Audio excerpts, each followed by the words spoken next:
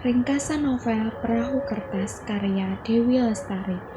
Novel Perahu Kertas bertemakan persahabatan, percintaan, dan idealisme seseorang.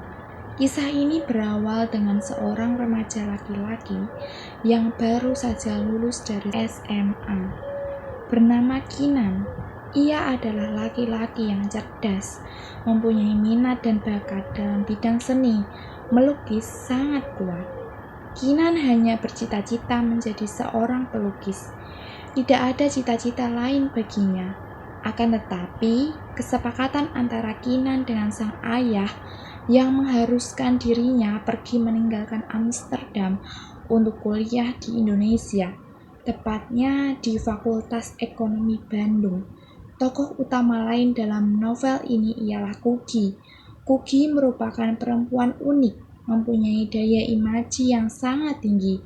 Kemudian bisa dibilang ia berpenampilan eksentrik, cenderung berantakan.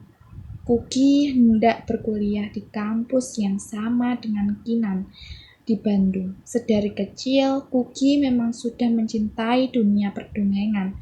Maka dari itu, jangan heran bila dirinya mempunyai imajinasi tinggi. Ia memiliki koleksi dan taman bacaan, serta hobi menulis cerita dongeng. Tidak lain, ia hanya bercita-cita untuk menjadi juru dongeng.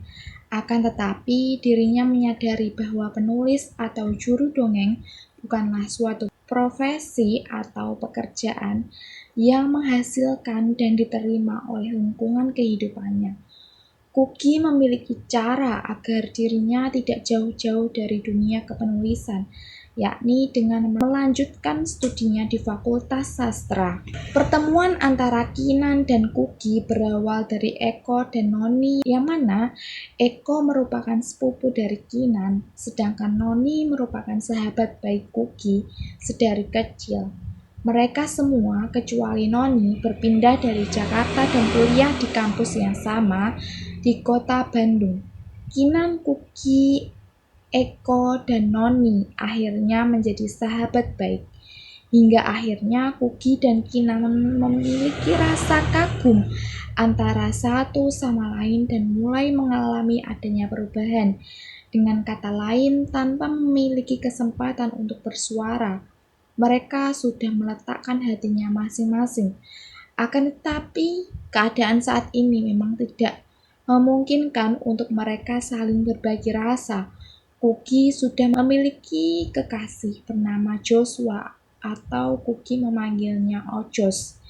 Kinan yang saat itu belum memiliki kekasih, kemudian dicomblangkan oleh Eko dan Noni bernama Wanda, yakni seorang kurator muda dan bisa dikatakan bernasib sama dengan Kinan. Hal itu terlihat bahwa Kinan dan Wanda memiliki minat dan bakat dalam bidang yang sama, yaitu melukis dan ingin menjadi seorang pelukis juga. Akan tetapi orang tua dari mereka berdua tidak mengizinkan sebab para orang tuanya menganggap bahwa hanya dengan lukisan tidak dapat menghasilkan uang untuk kebutuhan hidup. Kinan dan Wanda memiliki hubungan yang semakin erat karena keduanya merasa jika mereka bernasib sama. Sebenarnya ketika Kugi mengetahui kedekatan antara Kinan dan Wanda, dirinya seakan cemburu, tetapi ia terlihat seolah tidak peduli, bahkan menyangkal rasa cemburu itu. Hingga akhirnya Wanda dan Kinan menjadi sepasang kekasih, sebab Wanda juga rela untuk bertindak apa saja untuk menunjukkan rasa cintanya kepada Kinan. Setelah mendengar Kinan dan Wanda berpacaran, Kugi merasakan amat sakit di dadanya seakan ditusuk tombak runcing. Ia tidak tahu apa yang dirasakan oleh perasaannya saat itu. Bisa dibilang perasaannya absurd. Pada satu sisi, dirinya sadar bahwa ia mempunyai Ojo sebagai kekasihnya. Akan tetapi di sisi lain dirinya ada perasaan yang berbeda pada Kinan. Perasaan yang seolah memandang Kinan sebagai sosok yang spesial di mata Kugi. Ojo jadi merasakan adanya perbedaan dalam diri Kuki, yakni sikap ketidakpedulian. Sayangnya, hubungan mereka berdua terpaksa kandas. Persahabatan mereka berempat, yakni Kinan, Kuki, Eko, dan Noni sedikit merenggang. Kuki memutuskan untuk mencari kesibukan baru, yaitu menjadi seorang guru relawan bernama Sekolah Alit, semacam sekolah darurat. Di sekolah alit, Kuki bersua dengan murid yang sangat bandel bernama Pilik. Pilik beserta teman-teman lainnya berhasil ia taklukkan hatinya dengan menuliskan sebuah cerita dongeng terkait kisah petualangan mereka, berjudul Jenderal Pilik dan Pasukan Alit. Kuki menulis cerita hampir setiap hari tentang para muridnya. Cerita itu ia tulis di dalam sebuah buku yang nantinya akan diberikan kepada Kinan. Kemudian awalnya hubungan antara Kinan dan Wanda berjalan baik-baik saja, tetapi lambat laun mulai berbeda dan berubah. Wanda selalu berpikir bahwa Kinan tidak sepenuhnya mencintainya. Kemudian mereka dihadapkan dengan konflik yang terbilang besar, hingga akhirnya hubungan mereka kandas juga. Saat hubungan Kinan sudah berakhir dengan Wanda, berakhir pula lah impian yang selama ini ia susun hanya dalam semalam. Dengan perasaan yang berantakan, Kinan terpaksa pergi meninggalkan kehidupannya di Bandung dan pergi ke Ubud, Bali. Di sana ia menetap di rumah sahabat ibunya, yaitu Pak Wayan. Keluarga Pak Wayan adalah para seniman terkenal di Bali. Sehingga saat Kinan tinggal bersama mereka, ia merasakan adanya kenyamanan dan perasaannya yang luka itu lambat laun terobati. Adapun orang yang dikatakan sangat berpengaruh dalam proses penyembuhan batin Kinan, yakni Lude Laksmi yang merupakan keponakan dari Pak Wayan. Kinan perlahan dapat kembali melukis dengan modal kisah dalam buku Jenderal Pilik dan Pasukan Alit yang diberikan oleh Kuki. Kinan berhasil menciptakan sebuah karya lukisan berseri yang amat terkenal, bahkan menjadi buruan para kolektor lukisan. Di balik itu ada sosok Kuki yang sangat kehilangan para sahabatnya.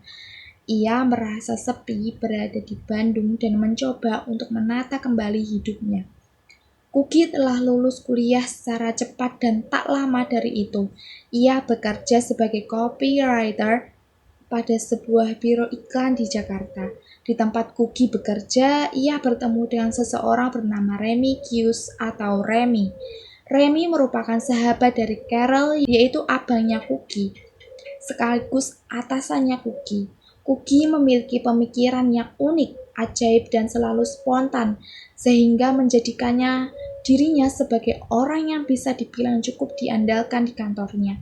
Akan tetapi berbeda dengan Remy, ia melihat sosok Kuki dengan pandangan yang berbeda. Remy menyukai Kuki bukan sekedar akan ide-ide cemerlangnya, melainkan pula semangat dan taraf keunikan yang ada dalam diri Kuki. Bagi Remy, Kuki bukanlah wanita biasa, tetapi luar biasa. Kemudian Remy memutuskan untuk menyatakan perasaannya pada Kuki, hingga akhirnya ketulusan darinya berhasil meluluhkan Kuki. Di samping itu, Kinan tidak bisa untuk terus-menerus tinggal di Bali dengan kondisi kesehatan sang ayah yang semakin memburuk. Tidak ada pilihan lain, ia terpaksa pulang ke Jakarta dan memimpin perusahaan keluarganya. Kinan dan Lude, sementara Kuki dengan Remy. Mereka semua merasa bahwa telah bertemu dengan orang yang tepat dan cinta yang sesungguhnya. Akan tetapi hal itu tidaklah lama. Remy merasa bahwa Kuki hanya setengah hati padanya. Demikian pula dengan Lude, hingga akhirnya lukisan milik Kinan dan dongeng milik Kuki bertemu dengan impian dan hati yang seiringan bersatu. Pertemuan Kinan dan Kuki tidak terhindarkan, terlebih keempat sahabat ini bertemu kembali dengan kondisi yang sudah berubah dan berbeda. Hati mereka kembali diuji. Kisah percintaan dan persahabatan selama 5 tahun ini kandas secara tidak terduga. Setiap hati dari mereka hanya dapat pasrah akan cinta yang mengalir dan bermuara entah kemana.